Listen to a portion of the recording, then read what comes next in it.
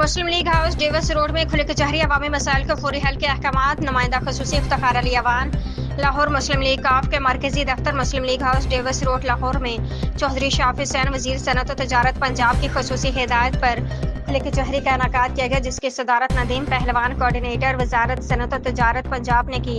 कचहरी में पूरे पंजाब से आए शहरियों ने अपने मसाइल पेश किए, जिनके फौरी हल के लिए मौका पर यह अहकामात जारी किए गए। अवामी नुमाइंदगान और कारकुनों ने इस इक़दाम को सराहते हुए कहा कि मुस्लिम लीग आप हकीकी मानों में अवामी खिदमत पर यकीन रखती है। इस मौके पर नदीम पहलवान की कामयाब मलेशिया के दौरे से वापसी पर पार्टी अहदेदारान, कारकुनान और मुख्तलिफ जमातों के रहनुमाओं ने उनका शानदार इस्तकबाल किया, फूलों के गुलदस्ते और मिठाइयाँ पेश की और मुबारकबाद दी।